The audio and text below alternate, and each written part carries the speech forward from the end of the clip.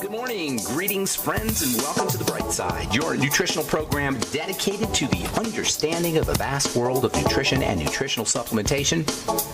I'm your host, Pharmacist Ben, nutritional pharmacist from Boulder, Colorado. I use nutritional supplements where other healthcare practitioners use toxic pharmaceutical drugs and sometimes deadly medical procedures. If you suspect that there are natural nutritional roads to your vitality and health and well-being, and to addressing your health challenges, whatever they may be, but you don't know where to begin, you have come to the right place. As you listen to The Bright Side every day, you are more and more in control of your body, you are more and more knowledgeable, and you know you can overcome any health issue. That is why we are here every day on The Bright Side, helping clear up the sometimes confusing world of nutrition and nutritional supplementation.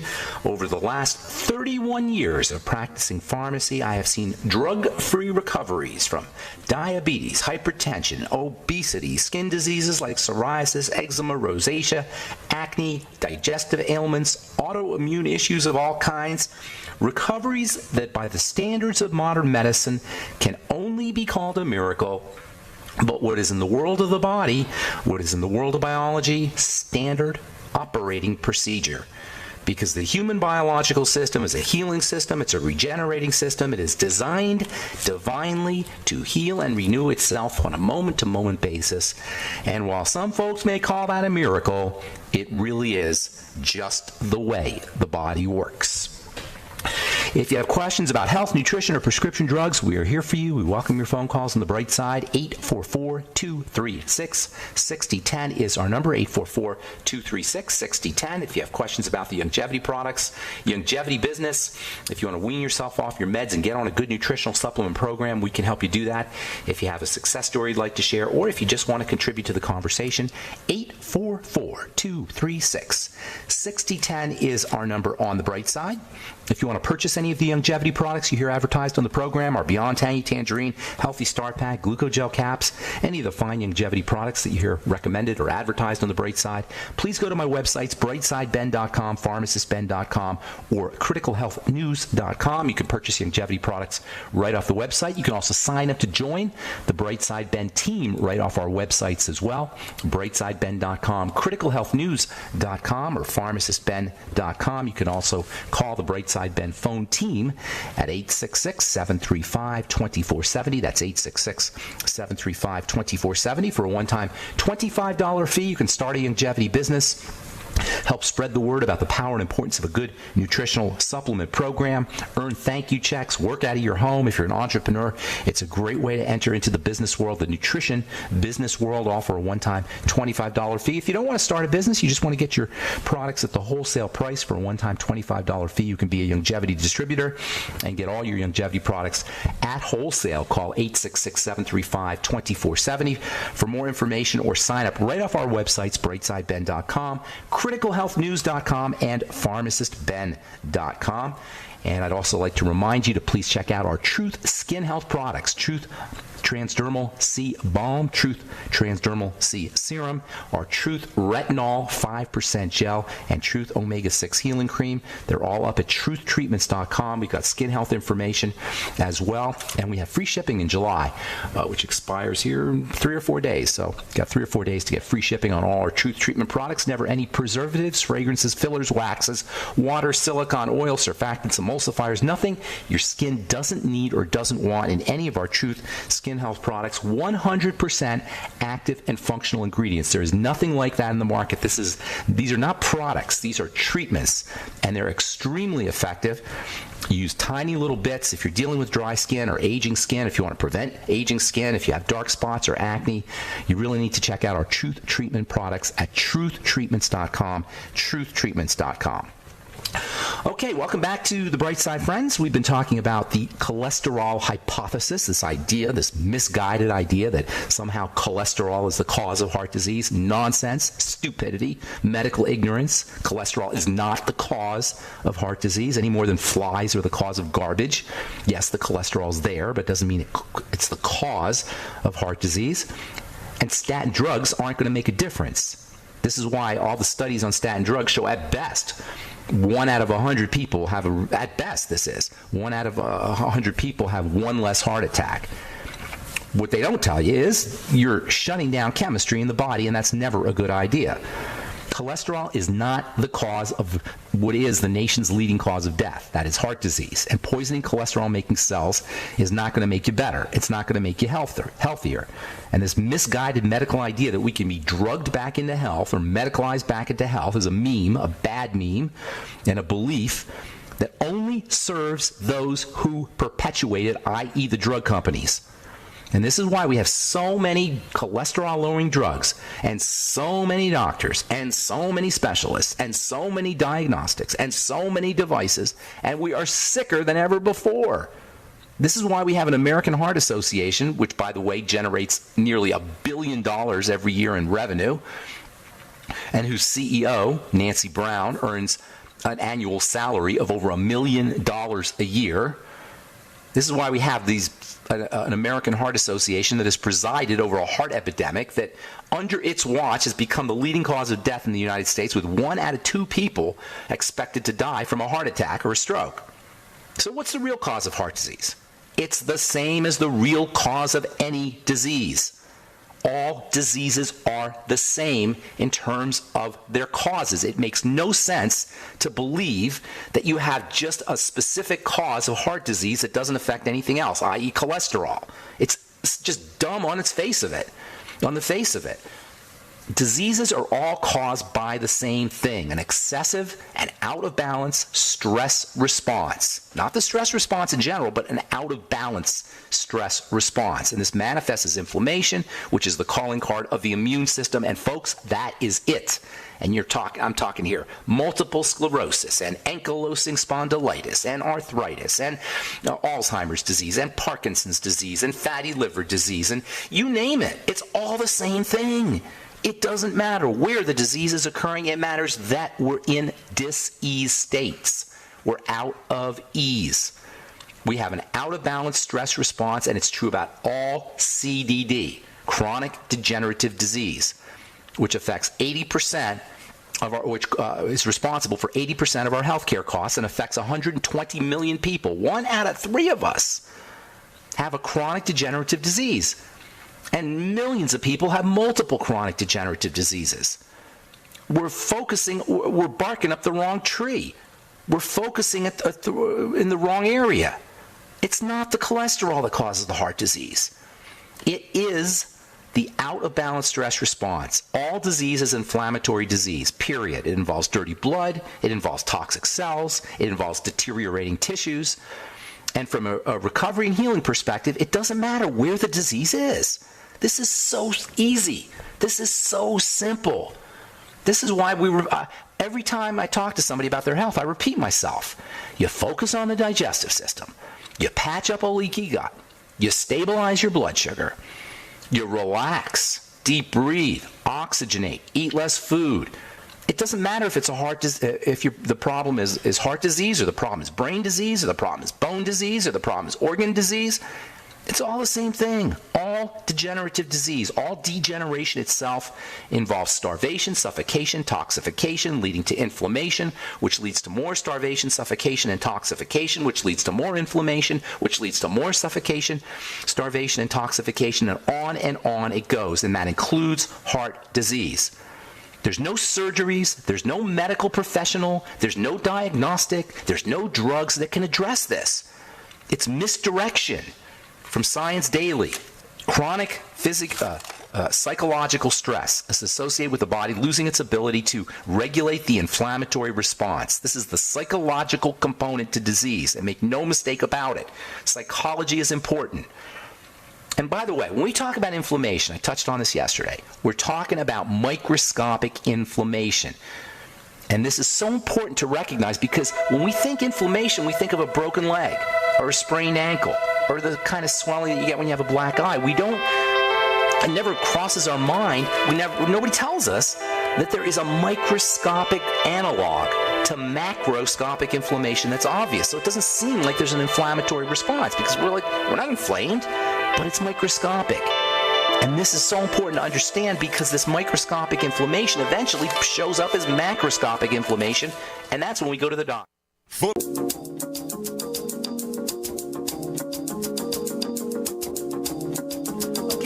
back on the bright side. Pharmacist Ben here. Our number 844-236-6010. That's 844-236-6010. If you have questions about the longevity products, longevity business, if you're dealing with heart disease, you have a loved one dealing with heart disease, if you're on a statin drug and you want to wean yourself off your statin drugs, you don't need to worry about weaning yourself off your statin drugs if you take care of your heart using nutritional supplementation and dietary strategies and the generic anti-inflammatory and anti-stress strategies we all have to do. You don't have to concern yourself about weaning yourself off a statin drug. It's not like it's doing much of a difference anyway. And do you know 60% of people quit their statin drugs because of side effects and toxicity? Doctors hate when you quit taking your drugs, and patients, and we learned this in pharmacy school, that, quote, compliance, unquote, is the biggest problem when it comes to prescription drugs, because most of us don't want to take our prescription drugs because we don't feel better when we're on them. That's your clue that to tell you that you're interacting with a poisonous substance. If you don't feel good when you take your beta blocker, your calcium channel blocker, your statin drug, your antihypertensive drug, that's a sign, folks. That's a sign. That's something your body doesn't want to have. This is why people are non-compliant with their drugs, because there's an intuitive sense that these things are not good for us, and they're not good for us. Try chewing your statin drug. See what it tastes like. Your body will be so repulsed it's going to be hard not to throw up. Try chewing it, tasting every little molecule. All right, 844-236-6010 is our number. Got lines open for you. We'll get your calls in our next segment. Lowering cholesterol is not going to help you when it comes to heart disease because it's not a cholesterol problem. But reducing inflammation, now you're talking. Anti-inflammatory strategies are not only going to protect your heart, they're going to protect your brain, they're going to protect your entire body, they're going to increase your lifespan, they're going to make you feel better, they're going to reduce the likelihood that you're going to be dealing with some kind of god-awful health challenge like cancer and autoimmune disease. Now we're talking when it comes to anti-inflammation.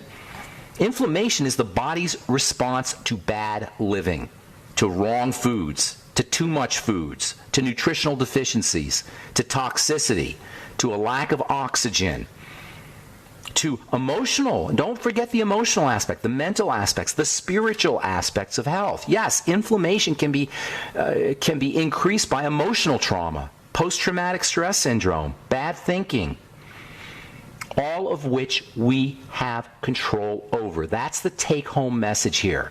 We have so much more control over our health. We have so much control over the condition of our bodies, over the biochemistry of our bodies than we've been told. The medical model wants you to think it's genetic, it's in your genes. I am telling you that we have control, even over our genes, via epigenetics. We have control without doctors, without drugs, without medical procedures. And once we understand this generic inflammatory nature, the relationship of the generic inflammatory system over degenerative disease, we will be liberated from medical tyranny.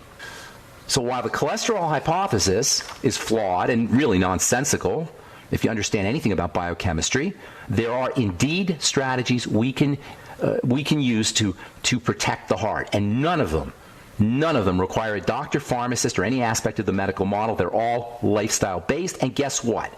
Most of it has to do with how we eat. Most of the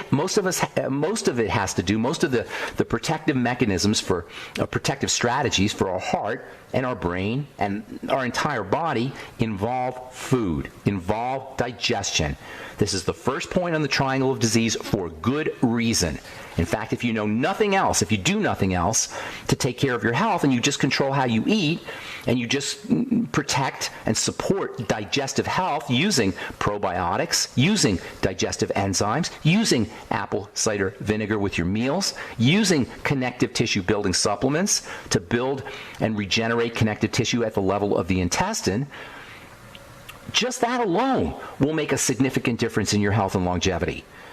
In the Lion Diet Heart Study published in the journal Circulation in 2001, survivors of heart attacks were split into two groups. One was put on the American Heart Association's recommended diet, which is basically the USDA food pyramid. The other was put on a Mediterranean-type diet, rich in fruits and vegetables, which we know contain those all-important polyphenols, which we've been talking about. fish, EFA supplements. At the end of 4 years, the two groups had exactly the same cholesterol levels. However, in the group on the Mediterranean diet, there was a 70% reduction in both fatal and non-fatal heart attacks. They both had the same cholesterol. But the group that had the Mediterranean type diet had 70% less fatal and non-fatal heart attacks compared with the control group who subsisted on the American Heart Association approved food pyramid-based diet, regardless of cholesterol levels. So, some of the ways to protect the heart that have nothing to do with the medical model, that have nothing to do with statin drugs, are all strategies that we can apply from the comfort of our own living room, from the comfort of our own kitchen. The ketogenic diet. Anybody with heart disease should be exploring the ketogenic diet. The heart loves fat. The ketogenic diet, of course, is a high-fat, low-calorie diet. High-fat, low-calorie, low-carb diet. And remember, that's the key. Low-calorie has to go with high-fat. A lot of people try the ketogenic diet, but they eat too much protein or they eat too many calories, and they can't figure out why it's not working. The ketogenic diet is a high-fat diet, good fat, saturated fat, butter, coconut oil, avocados, eggs, fish, but it has to be used in combination with low calorie. Building connective tissue, another extra, uber, super important strategy for protecting the heart. Nobody ever tells us that the heart is largely dependent on connective tissue like everything else in the body. When we think of connective tissue, we think of the joints, we think of arthritis, but nobody ever thinks of heart disease. The heart sits on a framework of connective tissue. The connective tissue covers the heart. There's a little connective tissue bag that protects the heart. It's called the pericardium. A lot of folks have heard of a condition called pericarditis, which is an inflammation in the connective tissue of the heart, the pericardium of the heart, the bag that covers the heart. The heart sits on a framework or a skeleton of connective tissue. The connective tissue feeds the heart cells. When the connective tissue breaks down in the heart, you're more likely to suffer from arrhythmias and fibrillations, not to mention heart attacks and heart disease in general. It could very well be that heart disease is a connective tissue problem. Certainly, the connective tissue, the health of the connective tissue, the integrity of the connective tissue of the heart is thousands of times more important than your cholesterol levels. How do you build connective tissue?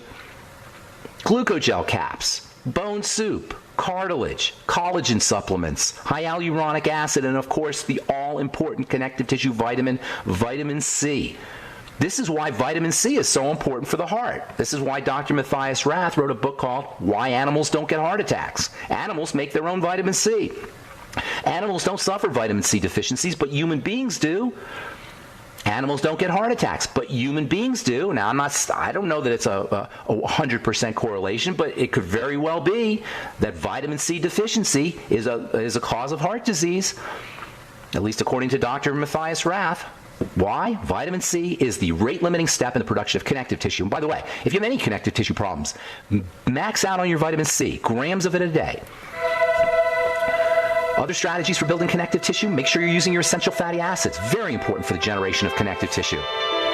And don't forget bone broth protein, also important for the generation of connective tissue. You can get bone broth protein, by the way, at brightsidehealth.com, brightsidehealth.com. You don't need a statin drug. All right, I'm Pharmacist Ben. 844-236-6010 is our number. Got lines open for you. You're listening to The Bright Side. We'll return right after this. All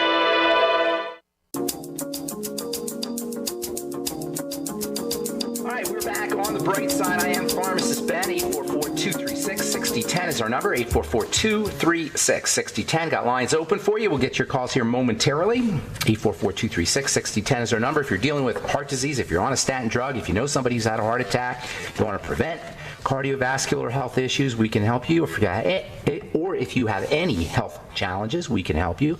844-236-6010 is our number. If you want to purchase any of the longevity products you hear advertised or recommended on The Bright Side, please call 866-735-2470. That's 866-735-2470. You can sign up to join the Bright Side Ben team, or you can just purchase products at 866-735-2470, or you can sign up right off our websites, brightsideben.com, pharmacistben.com, and criticalhealthnews.com. Shout out to Pete in Austin. Pete, the FedEx driver. Talked to Pete yesterday. Told him I'd say hello on the air. Hope you're having a good morning there, Pete, in Austin, Texas. 844-236-6010 is our number. We'll get your calls here momentarily.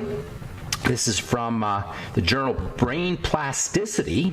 Can a single exercise session benefit your brain? Yes, indeed it can. Even a single bout of physical activity can have significant positive effects on mind and mood and cognitive functions, according to the study that was published in the journal Brain Plasticity. There is no way to overestimate the critical nature of putting some stress on the body, of doing some kind of intense workout. But you know what? You don't need to have a lot of it. Just a touch. Just 5 minutes a day can make a significant difference in your physical well-being as well as in your mental health. Just walking up the stairs briskly. Walking up the stairs briskly with a backpack on, walking around the block briskly. And by the way, when you're trying to exercise, you've got to make the body uncomfortable. A lot of folks say, well, I just take walks in the park. That's not exercise. Exercise requires a certain level of intensity that makes the body uncomfortable. And in fact, if you're dealing with neuropathies or you're dealing with some kind of connective tissue problem or arthritis, it becomes even more important to exercise. Connective tissue is generated by movement. Connective tissue grows when we move. So stretching, exercise, yoga, these are all wonderful ways not just to build connective tissue, but also they can be important for mental health and brain health. Along those same lines, researchers at Goethe University in Frankfurt, writing in the medical journal Translational Psychiatry, have found that physical exercise can prevent dementia. Physical exercise is beneficial for the prevention of cognitive impairment in old age. And this is not just one study. Numerous studies have shown this. And now they know exactly how it's done. It turns out that when you exercise, areas in the brain that are responsible for cognition have an increase. They increase nerve cells. The growth of nerve cells increases. Of course, Alzheimer's disease and dementia are resulted to a loss of nerve cells. Well, the opposite occurs when you exercise, when you put some stress on the body. If you know anybody who's dealing with dementia, if you, God forbid, are dealing with dementia issues or you want to prevent dementia, intense exercise 2 or 3 days a week, 3 or 4 days a week, and stretching every day, yoga every day. Doing something physical every day can be one of the best health strategies. Again, no doctors required, no medical intervention required. From University of UT Southwestern Medical Center, this was published in the journal Cell Metabolism. Eating at the wrong time affects body weight. It turns out that when we eat during the day, during daytime hours, we tend to gain less weight than when we eat at night. A great health strategy is to stop eating at 4 o'clock in the afternoon. A great health strategy is to limit your eating to, say, 11 o'clock or 10 o'clock in the morning to 4 o'clock in the afternoon. The hours when you're not eating, between 4 in the afternoon and 11 o'clock the next day, your body will be generating ketones. You'll be ketogenic. It's a great way to, if you're doing the ketogenic diet, it's a great way to make sure that you're generating enough ketones, is to give yourself a food holiday or a food break between the hours of 4 in the afternoon and 11 o'clock the next day. Skip breakfast. I've often said breakfast is the most important meal to skip. Skipping breakfast is a great health strategy. You'll be generating ketones, and many people know that if they eat breakfast, especially the standard American breakfast of bacon and eggs and toast and danishes and orange juice and Pop-Tarts, that you feel tired at 10 or 11 o'clock. There's a good reason for that. Your blood sugar drops. That's why you need coffee at 10 or 11 o'clock. That's why we had to take a coffee break. So skipping breakfast is a great health strategy, and making sure you're only eating during the daytime is a great way to limit the amount of, or to reduce the amount of weight that you put on in response to your food. Okay, 844-236-6010 is our number. You're listening to The Bright Side on the Genesis Communication Network. Time to hit the phones, and we do have lines open for you at 844-236-6010. Let's go to Idaho and welcome Wesley to The Bright Side. Good morning, my friend Wes. How you doing, buddy? Hello, pharmacist Ben. Reading a 500-page book, The Untold Story of Milk by MIT graduate Ron Schmidt. She's also a naturopathic doctor. Here's a new word I found in this book. Bacteria sapiens. Bacteriosapiens. Conscious bacteria? Bacteria sapiens. I guess the word was coined by Mark McAfee, a dairy founder. Okay. Since the book is about milk, of course.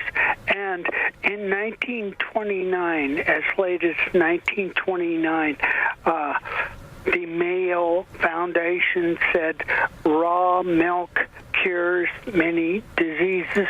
Like I said, this is a 500-page book, and it covers a lot of civilization and cultures and history and their use and treatment of milk. Of course, when they started pasteurizing it, they did horrendous, terrible things to milk. Now, I am actually allergic to milk. It doesn't matter whether it's pasteurized or not. But I bring home the raw, unpasteurized milk, and I do not put it in the refrigerator. About 3 or 4 days later, it turns to a curdled milk.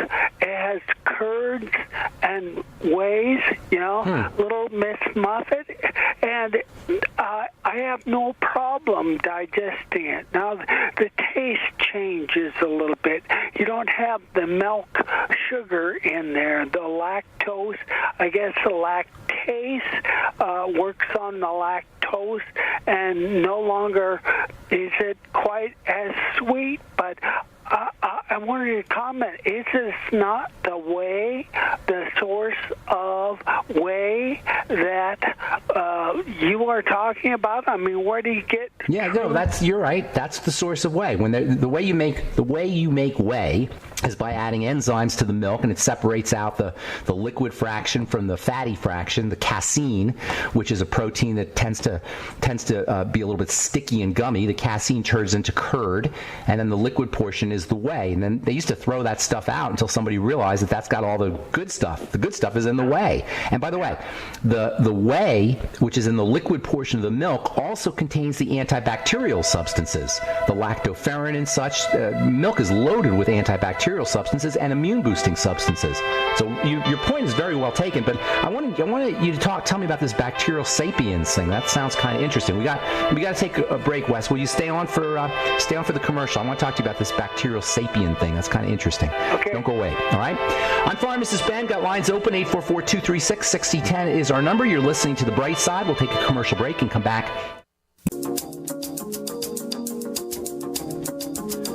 We are back on The Bright Side. I'm Pharmacist Ben. 844-236-6010 is our number. We're talking to Wes in Idaho. Hey, Wesley. Yeah. Wes, so yeah, to answer your question, the whey portion is where all the good stuff is. It's in the watery portion. When you're making, when you add enzymes to milk, it separates out into curds and whey. The curds being the casein portion, which is also can be a valuable protein. But this is really where people have problems when they have milk problems. Most of the time, it's in the casein. The whey portion, the watery portion, that's where the good stuff is. Not just the whey, but also the immune boosters. And whey itself is different from whey protein. The whey is the watery portion, but when you extract out the protein, you get what's called whey protein. And this is the most important, or at least one of the most important anabolic that is building proteins that there are. I remember when I first heard about whey almost 25 years ago, I started selling it. Nobody really heard about whey protein. And people come to my pharmacy, and I have bags of whey set up for them, a whey protein that is set up for them. It was all the rage for a while. Whey protein was. It still is considered the most valuable protein for athletes and for bodybuilders, although I have to say egg protein is also very important. But if you're interested in building muscle, building connective tissue, there's really no better protein, although there are some that are as good. There are no better proteins than whey protein. You can find whey protein in our Keto FX, Longevity Keto FX protein, as well as the Slender FX protein. Now, I wanted to talk to you about this bacterial sapiens thing, Wes. Can you tell me a little bit about that? I never heard that term. Sapiens, by the way, means consciousness or awareness, as in Homo sapiens. Homo sapien is man who is aware, man who is conscious. But what's a bacterial sapiens, do you know? Well, this was in the foreword of the book. It is coined, I guess, by a founder of a dairy. He's trying to make a point that we need a diversity of bacteria bacteria, we need enzymes. I see. And when we kill them, such as pasteurization of milk, it's very detrimental. We can't handle the milk. There's a lot of physical problems that comes from pasteurized milk. Okay, no, that's all true. So he doesn't mean bacteria that are conscious. He means he's calling man bacterial sapiens because we're largely composed. There's 10 times more bacterial cells in our body than there are human cells. You know, that gets us to the problem of glyphosate. You know, you've heard of the pesticide glyphosate, and your point is well taken. Pasteurization can be a really big problem because of the enzymes and the bacteria that are destroyed by the heat, and that's why raw milk. That's the advantages of raw milk. But there's also the whole glyphosate connection. Glyphosate is bactericidal, and it also kills bacteria in the gut. And I would not be surprised if we find out that our epidemic of Crohn's disease, celiac disease, and digestive illnesses at least is partially related to the fact that glyphosate is everywhere, even in organic vegetation, because glyphosate is water soluble. Glyphosate is a very interesting toxin and pesticide because glyphosate is water soluble, unlike other toxins which tend to be fat soluble, which means glyphosate goes into the water supply, which means glyphosate is in all our water, which means glyphosate is in the rain, which means when it rains on your organic crops, there's a good chance that it's got glyphosate in, that the glyphosate in the rain is going to affect the organic crops. Glyphosate can kill bacteria in the gut, and this can definitely be related to digestive health issues. And we're just in a world of hurt, and there's no way you can avoid that. But what you can do is you can make sure that you're on a probiotic supplement like the Nightly Essence from Longevity. You can make sure that you're eating fermented foods which contain good bacteria. You can make sure that you're eating fiber, lots of fiber. In fact, I consider doing a fiber beverage every day to be just as important as getting on a nutritional supplement program. Fiber not only cleans out your bowels, fiber is not only important for detoxifying estrogen, but fiber also acts as a source of nutrition for good bacteria. It's called a prebiotic. You can use something called inulin supplements, INULIN, which acts as a prebiotic. And you can also use, make sure that you're getting enough vegetation, vegetables, beets especially, which are high in nitrogen, and also spinach and watercress. These are very high nitrogen compounds, and bacteria love nitrogen. So making sure that you're getting your nitrates and your nitrogen is another very important strategy for protecting those bacteria. Thanks so much for your call, Wes. I appreciate it. Got to move on, and I hope you have a good day. Let's see. Let's go to Carl, the Truth Raider. What's up, Truth Raider? Good morning. Good morning, Ben. Well, we have limited time here on the bright side this morning, so I got you a couple more minutes. A couple more minutes than usual. What's on your mind? Okay, no problem. Okay, that's great. There is on YouTube. I don't know if it's inspired by your show or not, but it's a YouTube channel called Brightside. I don't know if you ever heard of that or not. It's called Brightside.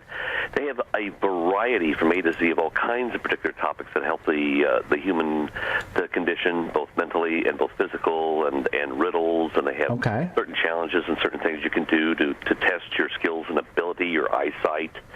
A lot of little, I forget how you categorize it, like battery of all kinds of physical type of coordination tests that you can do, stuff that's very interesting, and health tips and certain things that you didn't know about in life, things that are bright. And it's called Brightside. Maybe it's inspired by our very own pharmacist Ben. All right. I'm not sure that's the case, but maybe it is. So how do you get to it? You just search for Brightside on YouTube? Yep. Do that, and you find all kinds of things that really entertain the mind and do things to sharpen your cognitive skills and things that'll blow your mind, things you never would think about before. But I think it's a great mental exercise to help you along with your physical improvement, physical health. So I love it. I love this whole idea that we can work mentally to improve our physical state of well-being, because we're always focused on nutrition and food, and rightly so, because all of these play a major role in the health of the body, obviously, how you eat, how you breathe, exercise. But mental health strategies are so important. Emotional health strategies are important. Spiritual health strategies are important. And, I say periodically, I call it SMEP, spiritual, mental, emotional, physical. Health is multi-dimensional. It's not just physical. And I'm guilty of recommending physical strategies and physical tips and using nutritional supplements. I'm guilty of just focusing on the physical aspects of health. But every once in a while, I think it's important to recognize that how we think, how we feel, and our relationship to spirituality, whatever that is, non-religious, just our relationship to spirituality plays a very, very important role in how healthy or not healthy we are. Health, the word health means whole, as in wholeness. Wholeness and health go together. Spirituality is about our connection to the universe. It's about our connection to spirit, connection to God, if you like, connection to all. And it's not airy-fairy. Physics calls it unified field theory. And this idea that we're all connected and we're all one and we need to be reconnected back to whatever you want to call reality is a very important part of health. Okay. Disease is separation. You know, there's two nervous systems. We talk about this all the time, the fear nervous system or the sympathetic nervous system and the thrival nervous system. The parasympathetic nervous system. There's only one fear. You know, if you go on the internet and look up all the different fears, you'll see hundreds of them. Fear of spiders, fear of snakes, fear of crowds, fear of public speaking, fear of heights. But really there's only one fear, and that is the fear of the unknown. Correct. The unknown is, we see something as being unknown when we feel separate from it. Separation leads to the fear from unknown. I should say the sense of separation leads to the fear of the unknown. So ultimately, the sympathetic nervous system is activated, the stress nervous system, the inflammatory nervous system, the disease nervous system, dis-ease nervous system is activated by separation or by the sense of separation. Health is wholeness, dis-ease is the sense of separation. And this is largely a spiritual phenomena. We feel disconnected from the universe. We feel disconnected from each other. We feel disconnected from God. And all of this leads to activation of the stress nervous system. This is where spirituality meets physicality at the level of fear or the absence of fear. And the sense of separation is what leads to that. And that, the way I look at it, that is a spiritual phenomena. Then we get down into mental and emotional aspects. Every time we think a thought, every time we have a feeling, we create a hormone in the body, either a hormone of love and peace and contentment or a hormone of fear and anxiety. And so controlling the way you think, controlling the way you feel, or at least recognizing the impact of how we think and how we feel when it comes to our health is extremely important. And then the last piece of the puzzle is the physical part. That's really the last piece. The mental nature, the emotional nature, the spiritual nature, they trump the physical nature. The physical aspects are the last piece of the puzzle. Not that they're not important, and there's also a relationship between the physical nature and mental and emotional and spiritual aspects. It's kind of like a circle, but working with the physical nature is last. You do that after you focus on your mental side, your emotional side, and your spiritual nature, in my humble opinion. SMEP, okay. S-M-E-P, the multi-dimensional nature of health. Thanks for pointing that out, Carl. Well, I had a couple questions, but anyway, talk about shrinkage, and I want to talk about what causes studs. You got to call back, buddy, because we got the music and the program's over. So call back. But I appreciate you bringing that up. Thank you so much, Carl. All right, that's all the time we have for today. Thanks for listening to The Bright Side, friends. I'm Pharmacist Ben. Please check out our websites, brightsideben.com, criticalhealthnews.com, and pharmacistben.com for all the longevity products, and truthtreatments.com for all our truth treatment products. Have yourselves a beautiful, wonderful, awesome, spectacular day. We'll talk to y'all later. Bye for now.